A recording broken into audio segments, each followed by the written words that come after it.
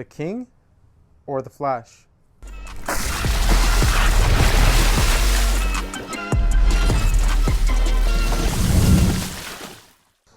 What's up guys, Vinny here with Sneaker Tweaker and welcome back to another video. Today we have a versus video on two players, one current, one former, who used to be teammates, but right now they're gonna go toe to toe. They don't know it, but we know. Anyway, these shoes are arguably some of the Wave Wade 10 particularly is one of my favorites of all time. LeBron 21 is not a really far departure. It's pretty damn close to what the LeBron 20 was.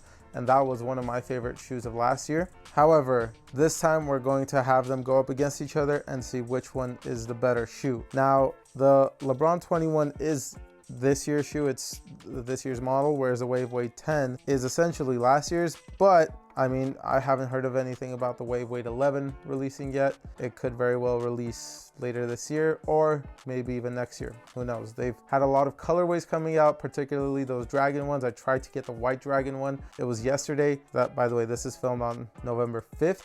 On November 4th, I tried to get those and they were sold out in a second. Ridiculous. Like, I wanted to get those too and do on-feet looks and whatnot, but yeah, that shit was crazy. Anyway, both of these shoes are top-notch performers. I would say the LeBron 21 is one of the best performers Nike has out right now, and the Wave Wade 10 is the flagship performer from Wave Wade. As always though, let's start it off with the traction. Now, both of these feature a multi-directional traction pattern. The LeBron 21 is more of a, I would say, I guess a storytelling or maze traction pattern, whereas the Wave Wade is more of a herringbone and radial traction pattern. You can see the herringbone more on the forefoot, and then from, I guess, the midfoot down, it's more radial. Biggest things with traction, both of them were actually just amazing as far as the grip. Both of them bit through dust. Both of them, if you love feedback, have nice loud squeaks. So either way, between those things, you can't go wrong.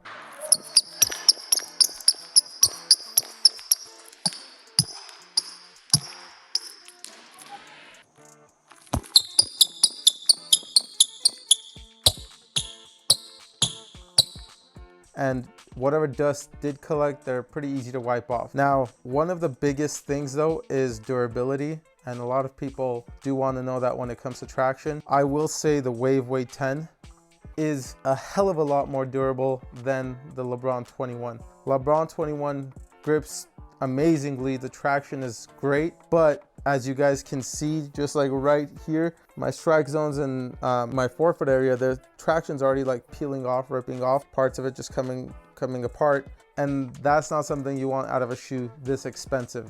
Now, both of them, just as far as pure performance and feedback, if you like that, they're both going to do amazingly, but I'm going to have to give the edge to the Wave Wade 10 just because of that durability factor. I mean, you really can't go wrong with these Chinese brands. Now, the Wave Wade 10 does have a little bit of fraying if you play on it for a very long time, but the rubber is not coming apart or anything like that. This one, I'm confident could potentially last a full season, if not more. This one, I'm still a little iffy. I don't know, with the way this is already coming apart, I don't know if that's gonna last too long, and that seems to be a common theme with some of the shoes Nike has been releasing lately, or particularly this year.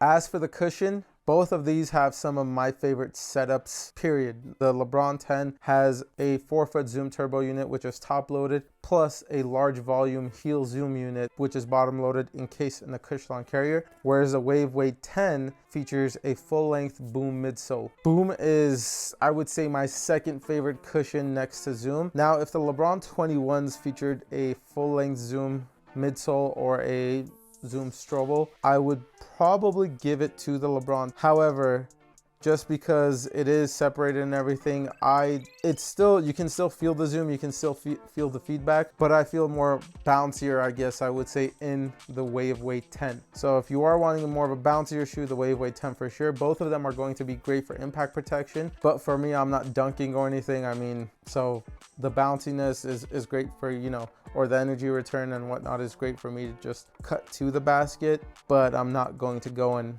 dunk the ball. Wish I could, but yeah, that seems like that's just going to be a dream. Again, both of them great cushion setups. Both of them also have great court feel. I know a lot of people love to know that. However, I don't know that I can pick a winner between the two because I love the cushion setup so much in the Wave Weight 10s and then the LeBron 21s. Even though it's not as bouncy as the Wave Weight 10s, with the cushion midsole or the carrier, I guess, particularly, you do get more plushness and compression. That's an amazing setup as well. For this, I'm gonna have to tie it up and just say, you know, whatever you like more, bouncy or more compression and plush feeling. As for the fit, they do both fit true to size. Now, the LeBron 21s, I would say out of the box fit me better than the Wave Weight 10s. The Wave Weight 10s, I would say if you want a one-to-one fit, still go true to size. Now, they do fit a little bit more snug than the LeBron 21s. However, if you take time to break it in, they're gonna break in and they're gonna feel awesome. Lengthwise, like I said, true to size. Widthwise, this one's gonna be a little bit more narrow. So if you are a wide footer, and just because you can't necessarily try these on in store, I would say potentially maybe size up half a size, or if you want to go with the LeBron 21s, these ones definitely, I would say, you know, just break in. I mean, me myself, I'm a slightly wide footer, normal footer, and I was able to break both of them in no problem. Again, this took a lot longer. By a lot, I don't mean like a month or something like that. Week and a half, just depends. Whereas this one broke in pretty quickly. So if you are wanting something that, you know, is good to go right away, and if you're a slightly wide footer or medium footer, I would say the LeBron 21s are going to be the better shoe to go with. If you are a narrow footer or if you don't care about the break-in time, the Wave Weight 10s. I can't really come up with a clear-cut winner just because there's a lot of people with different foot shapes and sizes and whatnot, and you have to take a lot of those things into consideration. So what works best for me in this situation won't work best for everyone else. Traction, cushion, those things, I mean, it's a little bit more straightforward. The fit, everyone's foot shape is different. Now, for the materials and the support, you do have, I guess what I would say, both of them are a pretty reinforced upper and pretty durable upper. Now, the LeBron 21 has a 3-layered cushion setup, has textile for the first layer, flywire for the second layer, and then the third layer is this leather you see just wrapped around the shoe, and that's called their lightweight drapery, and that's just there to reinforce everything. Now, as you can see, it has all these perforations or all these holes all throughout it just to help with breathability. But because of all those layers, you do get a lot of reinforcement for the upper. Your foot shouldn't be going anywhere. The lockdown on this works great as well. And then tongue in itself, you have a leather, or I guess synthetic leather, one or the other tongue, and that pretty much helps with lace pressure. The bottom portion of it, or the mid to bottom portion, is perforated to help with breathability as well. Laces are these fat laces, like I mentioned in the performance review video. If you do not double knot this, it will most likely come undone. It also uses the Nike Sphere technology, which was used in the 20s and also in the older LeBron models, and that's super comfortable. On the inside of the tongue, it's also quilted, and that to me honestly just feels nice and premium. So I like that. And overall, there's just a lot of things to like about this upper. The look, I'm not too sure, but as just for the overall upper, it works really great.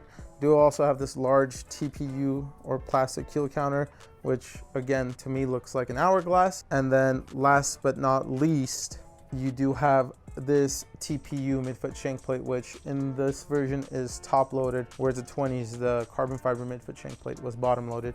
So overall, the support is there, and it's absolutely just amazing the way it's designed. As for the Wave Weight 10, the upper is made up of a textile mesh knit build, and the back portion where I guess the heel counter would be feels more like a ripstop to me. You do also have these TPU overlays going throughout the upper just to help with reinforcement, and then these portions where the eyelets are, that's leather, and it's pretty sturdy as far as keeping everything together. You do also have the carbon fiber on the side, which has the Wave Wade logo, and then you do also have these reinforcements on the lateral side as well.